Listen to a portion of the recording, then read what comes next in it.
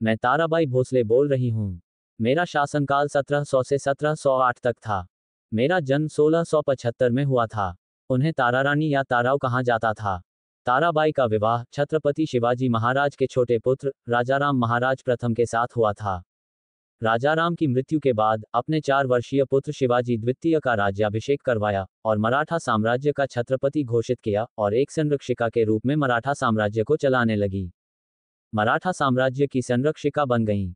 ताराबाई अपने पुत्र को गद्दी पर देखना चाहती थी। रीजेंट के रूप में ताराबाई ने मुगल सम्राट औरंगजेब की सेनाओं के खिलाफ युद्ध की कमान संभाली। ताराबाई घुड़सवार सेना की चाल में कुशल थीं और युद्धों के दौरान खुद ही रणनीतिक चालें चलती थीं। उन्होंने खुद युद्ध का नेतृत्व किया और मुगलों के खिलाफ लड़ाई जारी रखी। मुगलों को इस तरह से युद्धविराम की पेशकश की गई कि मुगल सम्राट ने तुरंत इसे अस्वीकार कर दिया और ताराबाई ने मराठा प्रतिरोध जारी रखा। सतारा की लड़ाई के बाद औरंगजेब ने जान और धन की बड़ी कीमत पर दक्कन क्षेत्र के हर इंच पर कब्जा करने की कोशिश की। औरंगजेब ने पश्चिम की ओर बढ़ते हुए मराठा क्षेत्र में बहुत अंदर तक प्रवेश किया, खासकर सतारा जो मराठा की राजधानी थी, पर विजय प्राप्त की। मराठों ने पूर्व की ओर मुगल भूमि हैदराबाद तक विस्तार किया। औरंगजेब ने 2 दशकों से अधिक समय तक दक्कन में लगातार युद्ध किया, लेकिन कोई समाधान नहीं निकला और इस तरह उसने अपनी सेना का लगभग 5वां हिस्सा खो दिया। 1701 के अंत में मुगल शिविर में तनाव के संकेत दिखाई देने लगे थे।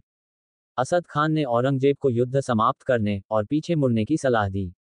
अभियान ने पहले ही साम्राज्य पर बहुत बड़ा नुकसान पहुंचाया था, जो मूल रूप से नियोजित की तुलना में बहुत बड़ा था, और यह संभव लग रहा था कि 175 साल का मुगल शासन एक ऐसे युद्ध में शामिल होने के कारण टूट सकता है जिसे जीता नहीं जा सकता। 1705 तक मराठों ने नर्मदा नदी पार कर ली थी और मालवा में छोटे छोटे हमले किए थे, लेकिन तुरंत पीछे हट गए। अपने 8000 सैनिकों के साथ दाभाड़े ने मोहम्मद खान की सेना पर हमला किया और उसे हरा दिया, जिसकी संख्या लगभग 14000 थी। इससे पूरा गुजरात तट मराठों के लिए खुला रह गया। उन्होंने तुरंत मुगल आपूर्ति श्रृंखलाओं पर अपनी पकड़ मजबूत कर ली। 1706 में ताराबाई को मुगल सेना ने 4 दिनों की संक्षिप्त अवधि के लिए पकड़ लिया था, लेकिन वह मुगल शिविर जिसमें उसे रखा गया था पर मराठों द्वारा घात लगाए जाने के बाद भाग निकली। 1706 में मुगलों ने मराठा प्रभुत्व से पीछे हटना शुरू कर दिया। मराठा देश को औरंगजेब की मृत्यु की खबर से राहत मिली।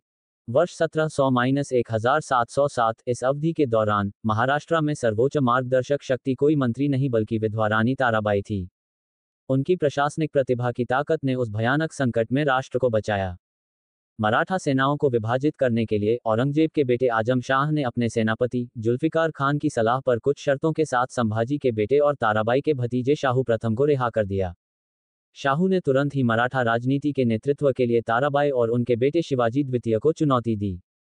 ताराबाई ने उस समय मराठा सेनापतियों से वफादारी की मांग करते हुए कहा कि संभाजी ने वह राज्य खो दिया है जिसे शिवाजी ने बनाया था। ताराबाई ने 1709 में कोल्हापुर में एक प्रतिद्वंद्वी अदालत की स्थापना की और अपने बेटे शिवाजी द्वितीय को कोल्हापुर के पहले छत्रपति के रूप में स्थापित किया, जिसे कोल्हापुर के शिवाजी प्रथम के रूप में जाना जाता है।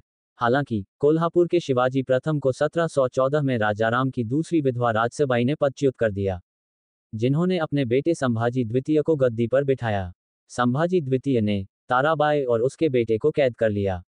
कोल्हापुर के शिवाजी प्रथम की 1726 में मृत्यु हो गई। बाद में ताराबाई ने 1730 में शाहू प्रथम के साथ सुलह कर ली और बिना किसी राजनीतिक शक्ति के सतारा में रहने चली गईं। 1761 में पानीपत की तीसरी लड़ाई के दौरान 86 वर्ष की आयु में उनकी मृत्यु हो गई, जब मराठों को अहमद शाह अब्दाली ने बुरी तरह पराजित कर दिया था। महारानी ताराबाई को मराठा साम्राज्य की सबसे महत्वपूर्ण महिला नेता के रूप में याद किया जाता है। उनके राजनीतिक और सैन्य कौशल ने मराठों को औरंगजेब के हाथों अपने साम्राज्य के पतन को रोकने में मदद की। ताराबाई के साहस और नेतृत्व कौशल के बिना मराठा साम्राज्य को 1700 में औरंगजेब के हाथों पानीपत की आपदा का सामना करना पड़ता। 1700 से लेकर 1707 ईस्वी तक मराठा साम्राज्य की संरक्षिका ताराबाई भोसले ने औरंगजेब को बराबर की टक्कर दी और उन्होंने 7 सालों तक अकेले दम पर मुगलों से टक्कर ली और कई सरदारों को एक करके वापस मराठा साम्राज्य को बनाने के लिए बहुत महत्वपूर्ण भूमिका निभाई। इस प्रकार ताराबाई ने अपने अद्भुत साहस और शौर्य का परिचय दिया।